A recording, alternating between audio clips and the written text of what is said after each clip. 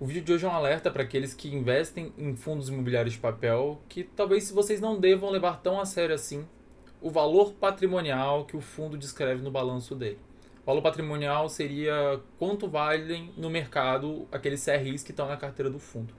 Vou mostrar um exemplo clássico, um exemplo muito recente, que é do HCTR11. E esse fundo ele apresentou um grau extremo de inadimplência nos CRIs que estão na carteira dele. Na carteira existem CRIs de parques, de resorts, de loteamentos e afins, e grande parte, a maioria, está com algum nível de inadimplência. Os adimplentes são apenas esses com verde com um tracinho no meio, o restante ou está em negociação ou está parcialmente adimplente. Aqui tem bastante que está adimplente, mas eles representam pouquíssimo do fundo, então o mais relevante acaba sendo essa parte de cima.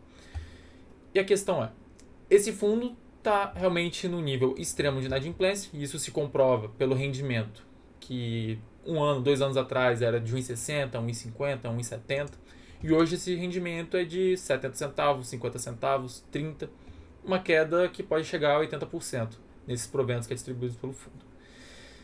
E a questão é, se entende, pelo menos se presume, que esses CRIs da carteira tenham perdido valor. Algum nível de valor tenha sido perdido, porque com um nível tão grande de inadimplência, a gente espera que não valha mais o mesmo que valia antes esses títulos.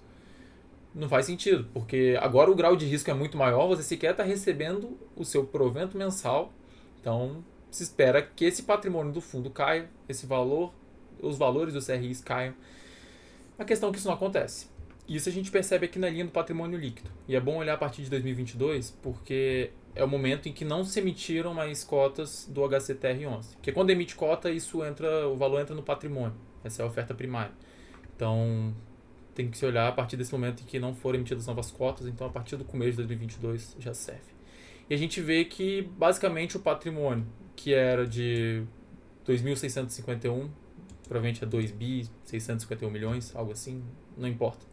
Mas ele teve uma queda ao longo do tempo de menos de 10% que seja. Então, nesse nível de inadimplência, o fundo entende que só caiu 10% o valor de mercado dos CRIs que estava na carteira. E, em paralelo, o mercado diz que o preço desses CRIs caíram algo mais próximo de 70% que seja. Isso a gente consegue ver porque esse fundo, que era negociado a uma vez o seu valor patrimonial, abrir o gráfico só para ver o tamanho da queda, caiu realmente 70%.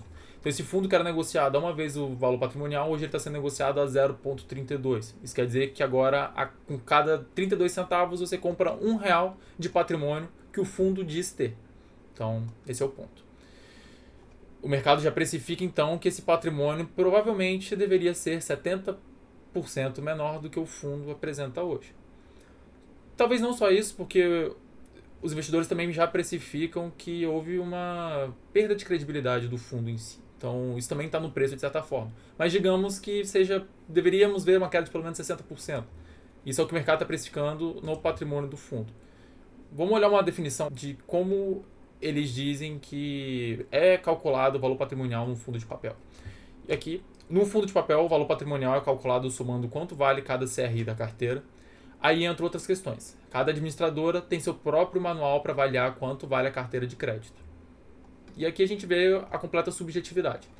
O ideal seria que os CRIs fossem líquidos no mercado secundário, que é esse mercado que a gente opera como se fosse a bolsa, mercado de troca de pessoa para pessoa, todo dia tem negociação, toda semana, todo mês. O ideal seria isso porque a gente tem um leilão a todo tempo, que a gente saberia quanto vale de fato no mercado cada um desses CRIs. A questão é que muitos CRIs não possuem liquidez. São de emissões, às vezes, focadas para um grupo específico, nem é ofertado para o mercado inteiro. Então, às vezes um CRI passa um mês sem ter negociação. Então, muito menos que tenha negociação todo dia. Isso acaba não acontecendo em diversos CRIs. E a partir disso entra o ponto de que cada administradora tem seu próprio manual e tem que ter uma forma paralela de fato de avaliar esses CRIs. E existe metodologia de marcação na curva, que, por exemplo, a Selic subiu, aí o CRI era pré-fixado, o CRI vai ter que cair de preço para compensar esses juros, aquela marcação mercado clássica. Ou então vai fazer um fluxo de caixa descontado, mas entra ponto de subjetividade. A questão é, a interpretação nesse caso do HCTR, do hectare, é que os CRIs da carteira não caíram. E para mim, em todas as perspectivas possíveis, você provavelmente chegaria na conclusão de que esses CRs da carteira caíram mais do que 10%. Então, fica esse ponto de atenção, simplesmente porque o mercado está precificando isso. Eu prefiro acreditar mais no mercado, que a distância da precificação do mercado e a distância da precificação da hectare está muito distante. Então, nesse ponto, eu prefiro acreditar na precificação do mercado. Eu não pagaria uma vez por esse valor patrimonial no fundo daquele, mas talvez 32 centavos a gente até olha, será que esses títulos da carteira do HCTR valem 30% do seu valor de face? É isso que o mercado está precificando. Talvez seja mais palpável.